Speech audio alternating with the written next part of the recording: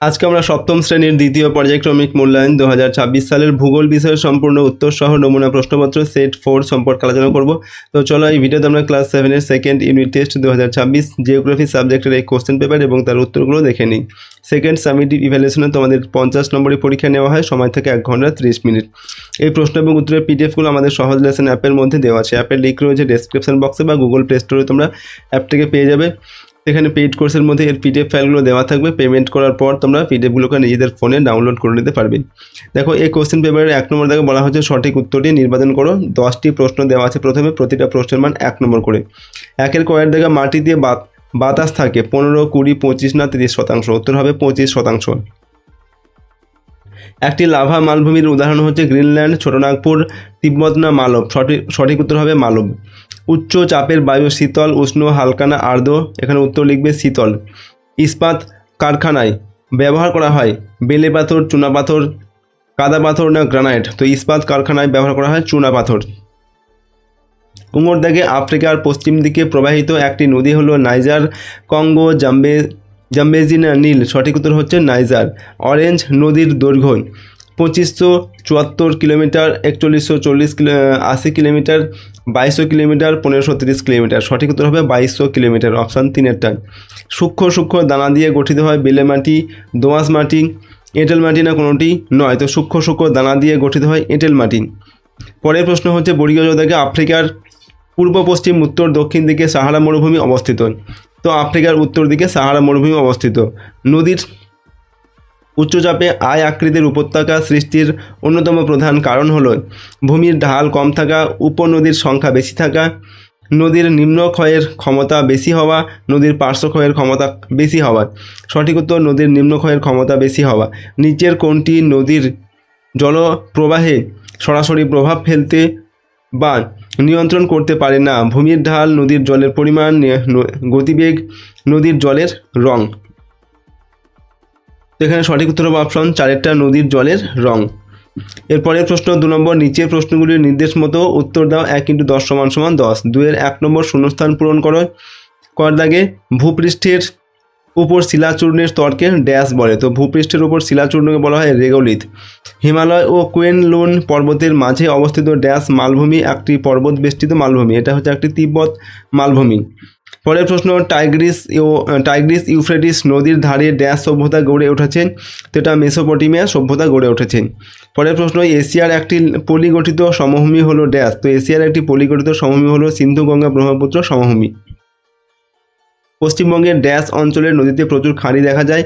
পশ্চিমবঙ্গের এখানে সুন্দরবন অথবা উপকূলীয় অঞ্চলের নদীতে প্রচুর খাঁড়ি দেখা যায়। পরের প্রশ্ন 2-এর 2 নম্বর, এক কথায় উত্তর দাও। 1 × 5 = 5। কোন খাল দ্বারা আফ্রিকা এশিয়ার সঙ্গে যুক্ত?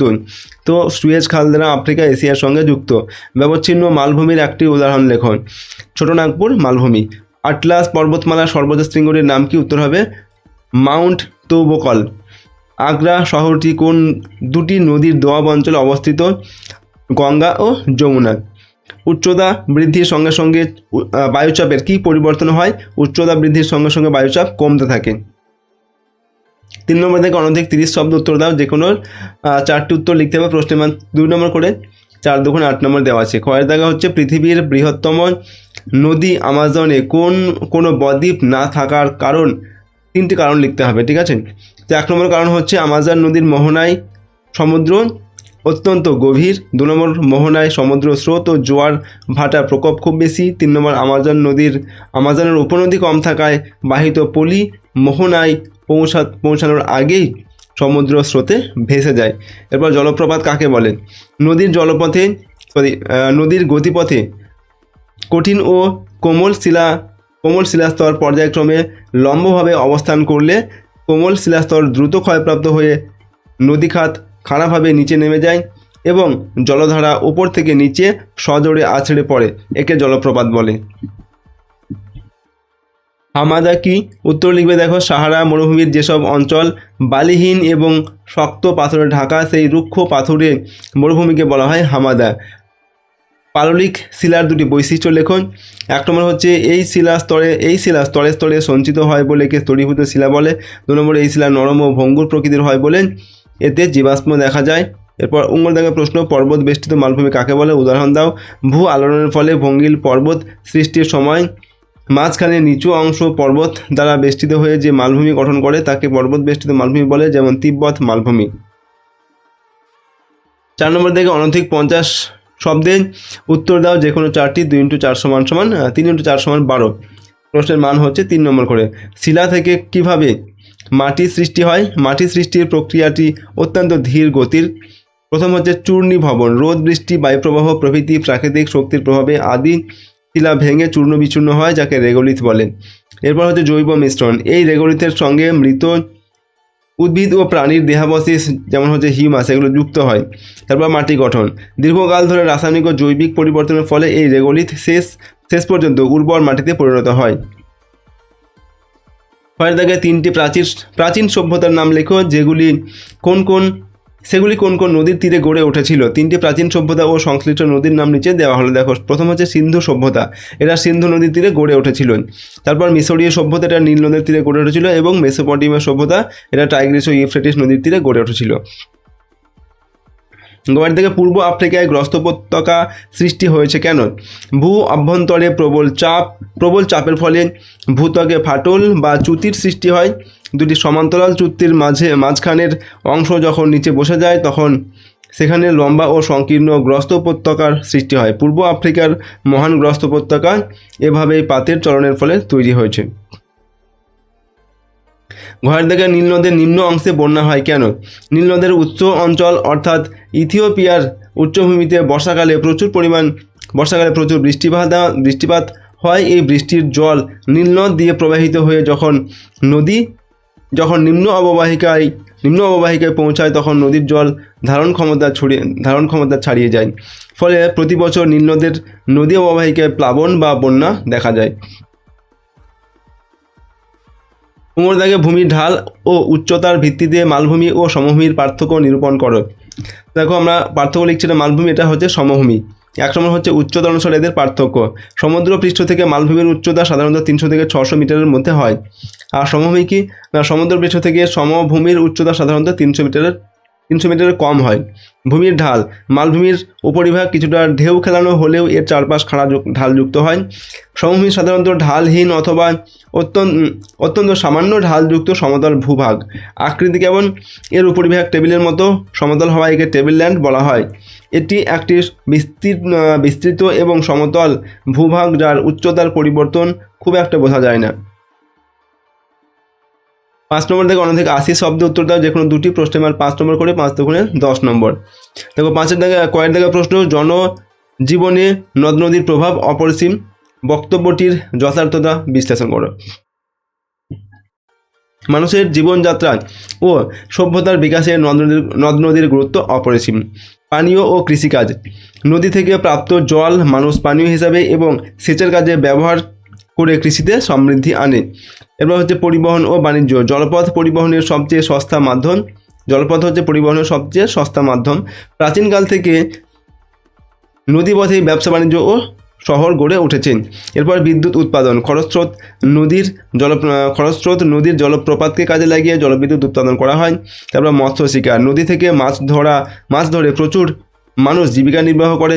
পলি সঞ্চয়, নদীর বন্যায় আসা পলি জমিকে উর্বর করে যা ফসল উৎপাদনে সাহায্য করে। তো এগুলো হচ্ছে জনজীবনে নদ নদীর যে প্রভাব সেইগুলো আমরা এখানে লিখলাম। তারপর দেখো, ক্ষয়ের দিকে আফ্রিকা মহাদেশের জলবায়ুর প্রধান নিয়ন্ত্রকগুলির প্রভাব সম্পর্কে যা জানো লেখো। আফ্রিকা মহাদেশের জলবায়ুর বিভিন্নতার প্রধান নিয়ন্ত্রকগুলি হল, প্রথম হচ্ছে অক্ষাংশ। আফ্রিকার মধ্যভাগ দিয়ে নিরক্ষরেখা যাওয়ায় অধিকাংশ অঞ্চল ক্রান্তীয় মণ্ডলে অবস্থিত, ফলে এখানে উষ্ণতা বেশি থাকে। এরপর সমুদ্র থেকে বেশি দূরে অবস্থিত বলে উত্তর ও দক্ষিণ আফ্রিকার অভ্যন্তরীণ অংশে চরম ভাবাপন্ন জলবায়ু দেখা যায়, অর্থাৎ উষ্ণ মরুভূমি অঞ্চল জলবায়ু এখানে দেখা যায়। ঠিক আছে, উষ্ণ মরু জলবায়ু দেখা যায়। তারপর হচ্ছে সমুদ্র স্রোত, পশ্চিম উপকূল দিয়ে শীতল স্রোত যেটা হচ্ছে বেঙ্গুয়েলা প্রবাহিত হওয়ায় সংলগ্ন অঞ্চলে বৃষ্টিপাত কম হয়, যা মরুভূমি সৃষ্টিতে সাহায্য করে। উচ্চতা বাড়লে তাপমাত্রা কমে, তাই নিরক্ষরেখার কাছে হওয়া সত্ত্বেও মাউন্ট কিলিমাঞ্জারোর চূড়ায় বরফ জমে থাকে।